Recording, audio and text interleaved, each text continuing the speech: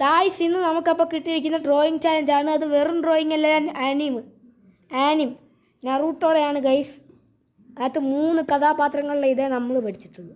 ആ 3 കഥാപാത്രങ്ങളിലെ ഇതും നമ്മുടെ കയ്യിലുണ്ട്. നമുക്ക് ഇട്ട് നോക്കാം അത് ആരൊക്കെയാണ് വരുന്നതെന്ന്.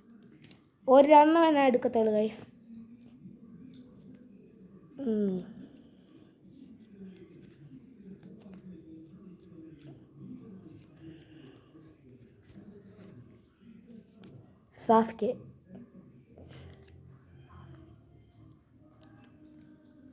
സാസുക്ക ഗൈസ്.